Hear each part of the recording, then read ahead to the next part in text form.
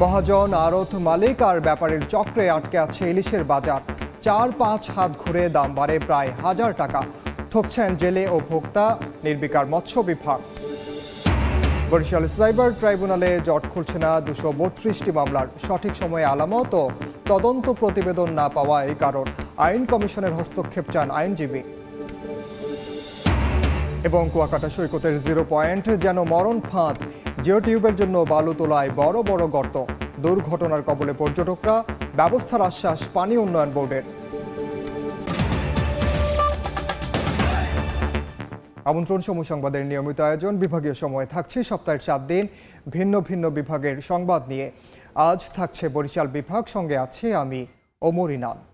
পরিস্থিতির আরো খবর জানাতে এই মুহূর্তে বরিশাল শের-ই-বাংলা মেডিকেল কলেজ হাসপাতালে আছেন সহকর্মী অপূর্ব। সরাসরি যাচ্ছে তার কাছে।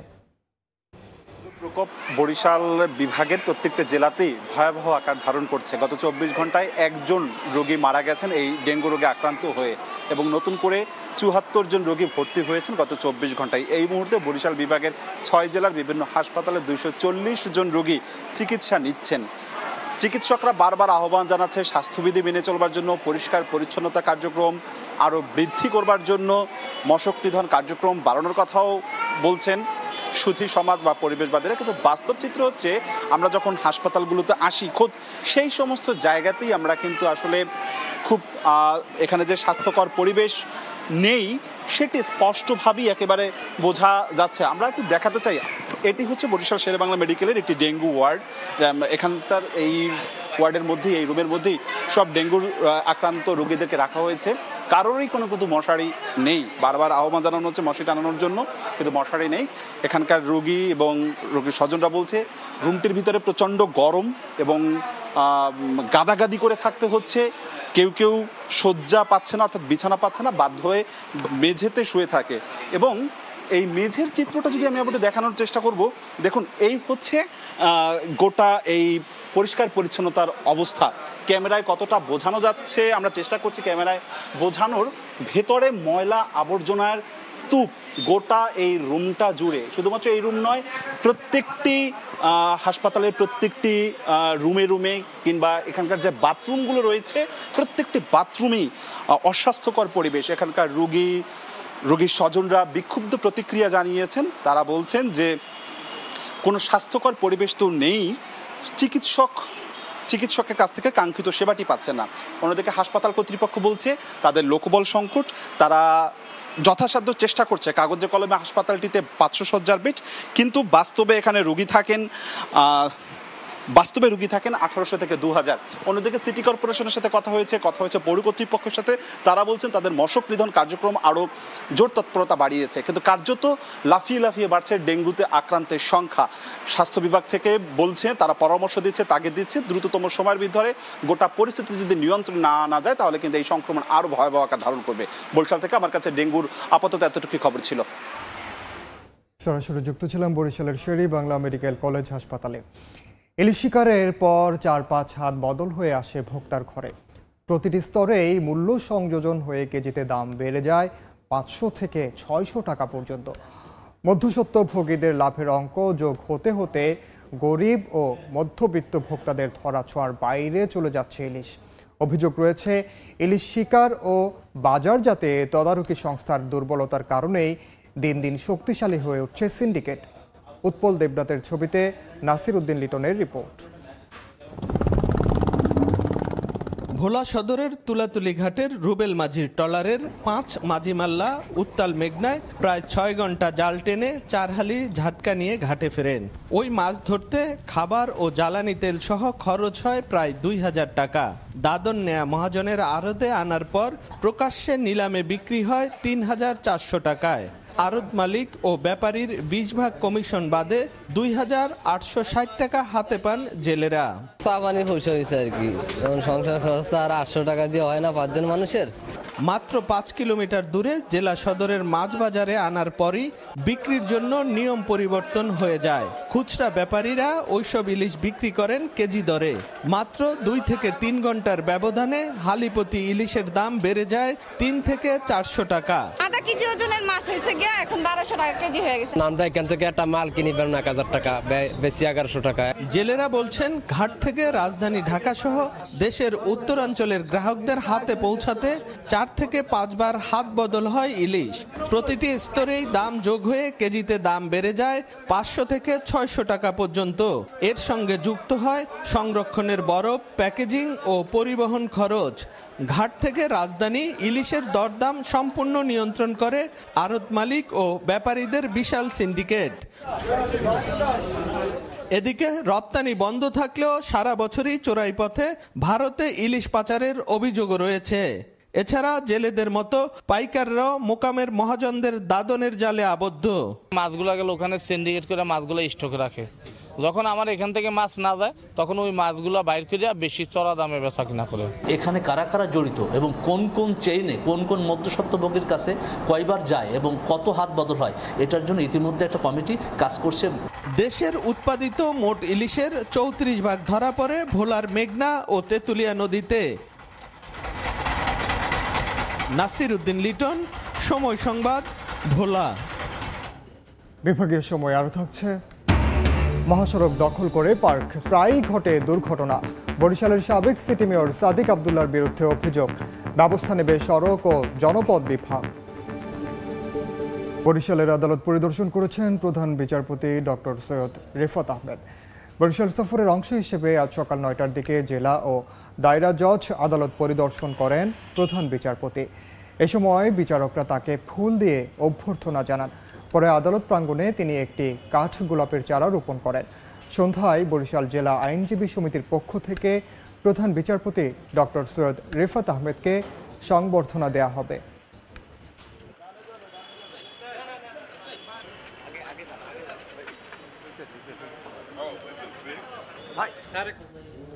তদন্ত প্রতিবেদন ও আলামত না আসায় বরিশাল সাইবার ট্রাইব্যুনালে জট খুলছে না 232টি মামলার। বাদী বিবাদী পক্ষের আইনজীবীরা বলছেন, সাইবার আইনের সঠিক ব্যবহার না হওয়ায় অনেক মামলার জন্য হয়রানির মুখোমুখি হচ্ছেন তারা। ট্রাইব্যুনালে গতি ও স্বচ্ছতা আনতে নতুন আইন কমিশনের উদ্যোগ দেখতে চায় বরিশাল আইনজীবী সমিতি। সুজয় দাসের ছবিতে অপূর্ব অপুর আরও একটি রিপোর্ট। বরিশাল সাইবার ট্রাইব্যুনাল বিভাগের 6 জেলার সব ধরনের সাইবার মামলা পরিচালিত হয় এ আদালত থেকে। প্রতিদিনই সামাজিক যোগাযোগ মাধ্যম সহ ইন্টারনেটে বিভিন্ন মত প্রকাশকে কেন্দ্র করে নতুন নতুন মামলা হয় এখানে। আদালত প্রশাসনের তথ্যমতে সাইবার ট্রাইব্যুনালে সাবেক প্রধানমন্ত্রী শেখ হাসিনা সহ তৎকালীন জনপ্রতিনিধিদের বিরুদ্ধে অপপ্রচার ছড়ানোর অভিযোগে 70টি মামলা বিচারের অপেক্ষায় রয়েছে। এছাড়া সাংবাদিকদের বিরুদ্ধে মামলা আছে 26টি। সব মিলিয়ে বর্তমানে 232টি মামলার জট খুলছে না এ আদালতে। আইনজীবীরা বলছেন, হয়রানি ও দমন নিপীড়নের জন্য গঠন করা হয় সাইবার ট্রাইব্যুনাল। বেশিরভাগ মামলা ঝুলে আছে তদন্ত প্রতিবেদন ও আলামত না আসার কারণে। বাদী একটি মামলা করে তারা উধাও হয়ে যায়, তারা আর কোর্টে আসে না বা এই মামলা সম্পর্কে তারা কোনো খোঁজখবরও রাখে না। সরকারি কৌশলীরা জানান, আলামতের ডিভাইসগুলো ফরেনসিক বিভাগে পাঠানো হলে তারা প্রতিবেদন দিতে অনেক দেরি করে। এ কারণে চাইলেও মামলা নিষ্পত্তি করা সম্ভব হচ্ছে না বলে দাবি তাদের। আর ট্রাইব্যুনালের গতি ও স্বচ্ছতা আনতে নতুন আইন কমিশনের উদ্যোগ দেখতে চায় আইনজীবী সমিতি। মামলায় ড্রাফটিং এর ত্রুটি থাকার কারণে কখনো কখনো বাদী বা সাক্ষীগণ মোকদ্দমায় সাক্ষ্য প্রদানে অনীহা প্রকাশ করে। মিডিয়ার প্রেক্ষাপটে এই সাইবার ট্রাইব্যুনালটাকে পুনর্বিবেচনা বা নতুনভাবে ধারাগুলা পরিবর্তন বা পরিমার্জিত হয় আমি বলে মনে করি। 2021 সালের 27 জুন বরিশালে প্রথম সাইবার ট্রাইব্যুনাল আদালত গঠন করা হয়। এরপর থেকে এখন পর্যন্ত 466টি মামলা নিষ্পত্তি হয়েছে আদালতে। অপূর্ব অপু, সময় সংবাদ, বরিশাল। জরাজীর্ণ পরিত্যক্ত স্কুল ভবনে পরিচালিত হচ্ছে বরগুনার পাথরঘাটা সিনিয়র জুডিশিয়াল ম্যাজিস্ট্রেট আদালত। 2 বছর আগে আদালত স্থানান্তরের নির্দেশনা আসলেও এখনও বাস্তবায়ন হয়নি। এতে ঝুঁকি নিয়ে ভবনটি ব্যবহার করছেন বিচারক, বিচার প্রার্থী ও আইনজীবীরা। ভবনের বিভিন্ন স্থানে ফাটল, দেয়াল থেকে খসে পড়েছে পলেস্তারা। ঝুঁকিপূর্ণ অবকাঠামোটি ব্যবহার করছেন শত শত মানুষ। নিজস্ব ভবন পরিত্যক্ত ঘোষণা করায় 2014 সালের মার্চ থেকে বরগুনার পাথরঘাটার KM মাধ্যমিক বিদ্যালয়ের ভাড়া নেওয়া ভবনে বিচার কাজ চলছে পাথরঘাটা সিনিয়র জুডিশিয়াল ম্যাজিস্ট্রেট আদালতের। কিন্তু জরাজীর্ণ হওয়ায় এ ভবনটিও পরিত্যক্ত ঘোষণা করা হয় 2021 সালের 10 মার্চ। পরে 2022 সালের 11 অক্টোবর জেলার চিফ জুডিশিয়াল ম্যাজিস্ট্রেট ভবনটি ছেড়ে বিকল্প জায়গায় বিচার কাজ পরিচালনা করার নির্দেশ দেন, কিন্তু এখনও বাস্তবায়ন হয়নি সে নির্দেশনা।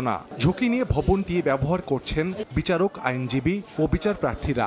ছাদ ভাঙ্গিয়া বা ওয়াল ভাঙ্গিয়া বুঝিয়া যে কোনো সময় দুর্ঘটনা ঘটতে পারে। ওই যে উকিল সাহেব বার ছাড়া হ্যাগো বসার জায়গা নাই, আমরা পাবলিক তো দূরের কথা, বসার জায়গা নাই, কোমরে ব্যথা হয়, তারপর আমার হাঁটুতে ব্যথা হয়। এটা তো রৌদে বৃষ্টিতে যে জায়গা নাই দেন না, পানি উঠে যায় বই থাকে, রাস্তার এক পাশে বই থাকা লাগে। এই অবস্থায় আমাদের এই আদালতে সকল কাজকর্ম আমাদের কাছে ঝুঁকিপূর্ণ মনে হয়। নথিপত্র রাখার জন্য যথেষ্ট জায়গার অভাব আছে, ছাদ থেকে পানি পড়ে। আপাতত আদালত স্থানান্তরের কোনো উদ্যোগ না থাকলেও গণপূর্ত বিভাগ জানায় আদালতের জন্য নতুন ভবন নির্মাণ করা হচ্ছে। গত অর্থ বছরে 2000 অর্থ বছরে চৌকি আদালত নির্মাণ করার জন্য আমাদেরকে গণপূর্ত বিভাগকে কিছু টাকা অর্থ বরাদ্দ দেয় এবং এবছর টেন্ডার করা হয় এবং এই কাজটা চলমান আছে বর্তমানে। সিনিয়র জুডিশিয়াল ম্যাজিস্ট্রেট আদালতের জন্য ব্যবহার করা KM মাধ্যমিক বিদ্যালয়ের ভবনটি 3.5 বছর আগে পরিত্যক্ত ঘোষণা করা হয়। সময় সংবাদ, বরগুনা। মহাসড়ক দখলে নিয়ে নিয়ম নীতির তোয়াক্কা না করে মায়ের নামে পার্ক তৈরি করেছিলেন সাবেক সিটি মেয়র ও বরিশাল মহানগর আওয়ামী লীগের সাধারণ সম্পাদক সেনিয়াবাদ সাদিক আব্দুল্লাহ। এতে প্রশস্ত মহাসড়ক হয়ে যায় সংকুচিত, প্রায়ই ঘটতে থাকে দুর্ঘটনা। তার বিতর্কিত উন্নয়নের উদ্যোগে জনগণের প্রায় 8 কোটি টাকা গচ্চা যেতে বসেছে। শিগগিরই পার্কটি অপসারণ করতে হবে বলে জানিয়েছে সড়ক ও জনপথ বিভাগ। সুমন হাসানের তোলা ছবিতে অপূর্বপুর রিপোর্ট। ঢাকা কুয়াকাটা মহাসড়কের বরিশালের সিএনবি রোডে 2022 সালে এ পার্কটি তৈরি করেন তৎকালীন সিটি মেয়র ও বরিশাল মহানগর আওয়ামী লীগের সাধারণ সম্পাদক সেনিয়াবাদ সাদিক আব্দুল্লাহ। তার মা বীর মুক্তিযোদ্ধা শাহানারা বেগমের নামে হয় পার্কটির নামকরণ। তবে নির্মাণ শুরু থেকেই মহাসড়ক দখল নিয়ে নিয়ম নীতির তোয়াক্কা না করে পার্ক তৈরির অভিযোগ করেন স্থানীয়রা। এ নিয়ে সংবাদ প্রচার হলে সাংবাদিকদেরকেও তুচ্ছ তাচ্ছিল্য করেন সাদিক আব্দুল্লাহ।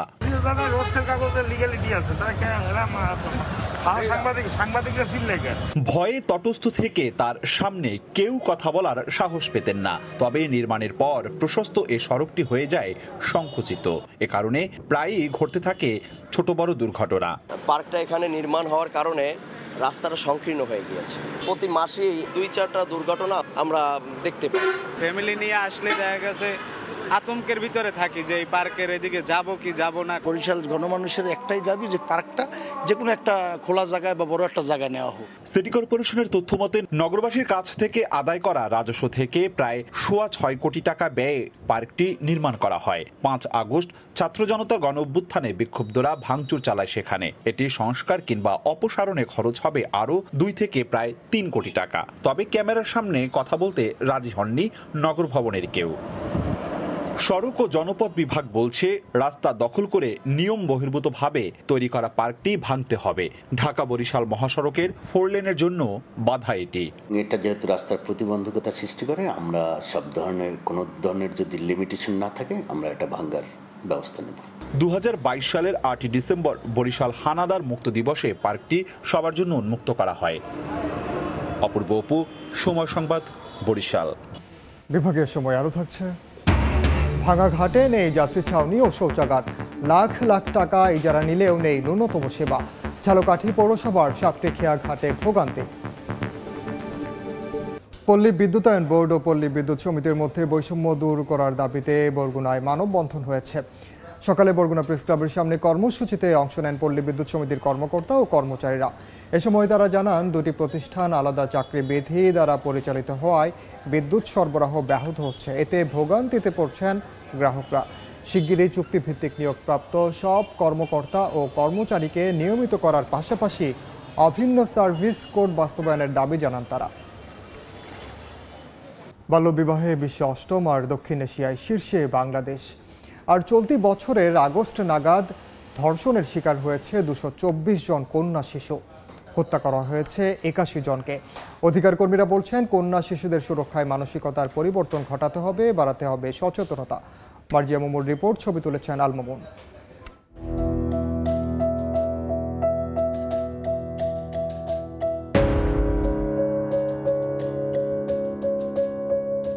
তৃতীয় শ্রেণীর ছোট্ট মারিয়ার স্বপ্ন পড়াশোনা শেষে শিক্ষক হবার। তবে বর্তমান সমাজ ব্যবস্থার পরিসংখ্যান বলছে মরিয়মের স্বপ্ন পূরণ না হওয়ার সংখ্যা প্রায় 50%। বাংলাদেশ পরিসংখ্যান ব্যুরো 2023-এর জরিপ বলছে 18 বছরের আগেই বিয়ের পিঁড়িতে বসতে হচ্ছে দেশের 41.6% কন্যা শিশুকে। আমার বাড়ি ওখানে একজন মেয়ে আমার সমান ছিল, তার 1 বছর পড়ায়া তার বিয়ে দিয়ে দিচ্ছে। বলে কি মানে পড়াশোনার করতেইব না, মানে বিয়ে দিয়ে দিব। প্রাইমারি শিক্ষা সমাপ্ত করে হাই স্কুলে ভর্তি হওয়ার পরে অনেক মেয়েকে আমি দেখেছি তার পিতারা 6, 7, 8-এ ওঠার পরে অনেকে বিয়ে দিয়ে দিচ্ছেন। জাতিসংঘের শিশু বিষয়ক তহবিল ইউনিসেফের তথ্য বলছে, বাল্যবিবাহে দক্ষিণ এশিয়ায় শীর্ষে বাংলাদেশ, বিশ্বে 8ম। এমন অবস্থাকে অশনি সংকেত মনে করে বিশ্লেষকরা বলছেন, বাল্যবিবাহ প্রতিরোধ ও কন্যা শিশুদের শিক্ষা ও স্বাস্থ্য সুরক্ষা নিশ্চিতে এগিয়ে আসতে হবে সমাজের প্রতিটি মানুষকে। ব্র্যাকের সাম্প্রতিক জরিপ অনুযায়ী বাল্যবিবাহে শীর্ষে পিরোজপুর জেলা। ওই জেলার 72.6% কন্যা শিশু বাল্যবিবাহের শিকার হন। কম বয়সে যে মেয়েদের বিয়ে হয়ে যাচ্ছে, সেই সংখ্যাটা কিন্তু আমরা কোনোভাবে কমাতে পারছি না। বিয়ে হয়ে যায় বলে স্কুল ড্রপ আউট হয়ে যায়। সহিংসতার থাবায় প্রতিনিয়ত নিভছে কন্যা শিশুদের প্রাণ প্রদীপ। জাতীয় কন্যা শিশু অ্যাডভোকেসি ফোরামের তথ্য বলছে, চলতি বছরের জানুয়ারি থেকে আগস্ট পর্যন্ত ধর্ষণের শিকার হয়েছে 224 কন্যা শিশু। সমতলের তুলনায় পাহাড়ের কন্যা শিশুদের লড়াইটা আরও কঠিন। রাঙামাটির রাজস্থলীর প্রত্যন্ত এক গ্রামের মেয়ে রূপাইয়া শ্রেষ্ঠা তঞ্চঙ্গার দেশের সর্বোচ্চ বিদ্যাপীঠে জায়গা করে নেওয়ার গল্পটা সে কথাই বলে। মেয়েরা আসলে একটা ডেঞ্জার জোনে থাকে, তাদের নিরাপত্তার ইস্যু কাজ করে। কূপ মুন্ডকতা মারিয়ে পূর্বসূরিদের পথ ধরে কন্যা শিশুরা গাইবে জীবনের গান। এ সমাজ আর রাষ্ট্র ভেদাভেদ ভুলে অনুপ্রেরণা জোগাতে শিখবে। মার্জিয়া মুমু, সময় সংবাদ, ঢাকা। পটুয়াখালীর কুয়াকাটা সমুদ্র সৈকত রক্ষার নামে বিভিন্ন পয়েন্টে জিও ব্যাগ ও জিও টিউব ছড়িয়ে ছিটিয়ে রেখেছে পানি উন্নয়ন বোর্ড। জিও টিউবের জন্য বালু তোলায় সৈকতে বড় বড় গর্তের সৃষ্টি হয়েছে। এতে একের পর এক দুর্ঘটনা ঘটছে। সুজন দাবের ছবি ও মোহাম্মদ মনির হোসেন বাদলের তথ্য নিয়ে রিপোর্ট। সূর্যোদয় আর সূর্যাস্তের বেলাভূমি সমুদ্র সৈকত কুয়াকাটা। প্রতি বছর বর্ষা মৌসুমে বালুক্ষয়ের ফলে 18 কিলোমিটার দৈর্ঘ্যের এই সৈকতটির প্রস্থ 0 পয়েন্টের কাছাকাছি এসে পৌঁছেছে। সৈকতের মূল পয়েন্টের দুই পাশে 1.5 কিলোমিটার এলাকায় জিও ব্যাগ ফেলে কুয়াকাটাকে রক্ষায় কাজ করছে পানি উন্নয়ন বোর্ড। তবে সৈকতে জিও ব্যাগগুলো এলোমেলোভাবে ছড়িয়ে ছিটিয়ে থাকায় বড় বড় গর্তের সৃষ্টি হয়েছে। এতে প্রায় আহত হচ্ছেন পর্যটকেরা। এগুলোর মধ্যে শ্যাওলা পড়ে থাকে, আর পানির নিচে কোথায় জিও ব্যাগ আছে, ফাঁকা আছে, এটা তো বুঝতে পারতেছে না। কোথায় যে পা ঢুকে যাবে বুঝতে পারতেছি না, এই জন্য ভয়তেই নামতেছি না। ইট জাতীয় এবং লোহা জাতীয় জিনিসপত্র রয়েছে, যেগুলো আসলে পানি টানার কারণে বের হয়ে যাচ্ছে। পা আটকে গেলে অনেক সময় বাচ্চা টেনে নিয়ে যেতে পারে। অর্থাৎ জিও ব্যাগগুলো যাতে আরো সুশৃঙ্খলভাবে স্থাপন করা হয়, এটাই আমরা কর্তৃপক্ষের কাছে অনুরোধ করব।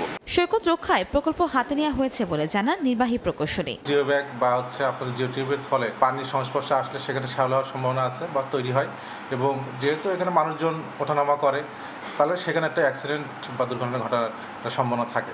তো আমরা এই বিষয়গুলো আমাদের উদ্বোধন কর্তৃপক্ষকে অবহিত করেছি। আপনারা যদি কোনো ডিরেকশন দেন, সেই অনুযায়ী আমরা হায়ার অথরিটির কাছে অনুমতি চাইব, সেই অনুযায়ী আমরা পরবর্তীতে পদক্ষেপ নিতে পারব। জুলাই ও আগস্ট মাসে কুয়াকাটা সমুদ্র সৈকতে গোসল করতে নেমে জিও টিউবের সঙ্গে আঘাত পেয়ে অন্তত 10 জন আহত হয়েছেন। সময় সংবাদ, কুয়াকাটা। লাখ লাখ টাকা ইজারা নিলেও যাত্রীরা পাচ্ছেন না ন্যূনতম সুবিধা। ঝালকাঠি পৌরসভার 7টি খেয়াঘাটে নেই কোনো যাত্রী ছাউনি ও শৌচাগার। এমনকি বছরের পর বছর ধরে ভাঙা ঘাট পড়ে আছে। এতে প্রতিদিনই এই দুর্ভোগ পোহাতে হয় এলাকাবাসীকে। পলাশ রায়ের পাঠানো তথ্য ও শামীম হোসেনের ছবি নিয়ে রিপোর্ট।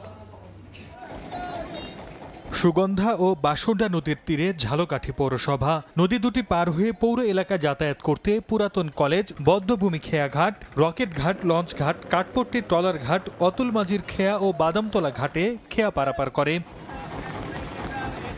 এলাকাবাসীর অভিযোগ, খেয়াঘাটগুলোতে নেই কোনো যাত্রী ছাউনি ও শৌচাগার। রোদ বৃষ্টি ঝড়ে চরম বিপাকে পড়তে হয় যাত্রীদের। এমনকি ঘাটগুলোর বেশিরভাগ অংশ দীর্ঘদিন ধরে ভাঙা। দুর্ভোগের পাশাপাশি প্রায়ই ঘটে দুর্ঘটনা। ঘাটগুলো থেকে মোটা অঙ্কের ইজারা আদায় করা হলেও যাত্রী সুবিধায় কোনো ভ্রুক্ষেপ নেই পৌর কর্তৃপক্ষের। এক বছর চালু রাখতে পারতেছে না, বাজার ঘাটগুলি ভিজতে আছে। একটা ড্রেন আছে, এই ড্রেনটা ময়লা ছেলে নামে, কোনো যাত্রী বসার কোনো লাইন নেই, দুর্গন্ধে দেখা যায় না। ঘাটটা যদি আল্লাহ রাস্তায় করে দেয় আমরা সবাই তাতে খুশি আছি কিনা। সমস্যার কথা স্বীকার করে শিগগিরই সমাধানের আশ্বাস পৌর কর্তৃপক্ষের। ঘাট অনেকটাই নষ্ট আছে এবং যাত্রী ছাউনিও নেই। যদিও ইতিমধ্যে আমরা একটা স্কিম পাঠিয়েছি, তো ওইটা অনুমোদন হলেও করব, না হলে আমরা নিজস্ব অর্থায়ন এটা করব। পৌর কর্তৃপক্ষের তথ্যমতে খেয়াঘাটগুলো থেকে প্রতি বছর প্রায় 20 লাখ টাকা ইজারা আদায় করে পৌরসভা, আর প্রতিদিন খেয়া পার হন 5,000-এর বেশি মানুষ। সময় সংবাদ, ঝালকাঠি। বিভাগীয় সময়ের শীর্ষ সংবাদগুলো জানিয়ে দিচ্ছি আরেকবার।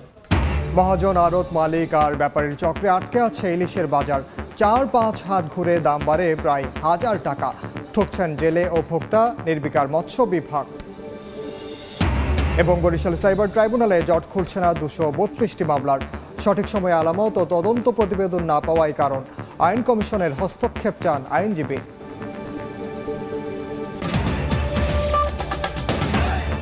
এই ছিল বিভাগীয় সময়ে। আগামীকাল থাকবো রংপুর বিভাগের আয়োজন নিয়ে। সঙ্গে থাকুন সময়ে।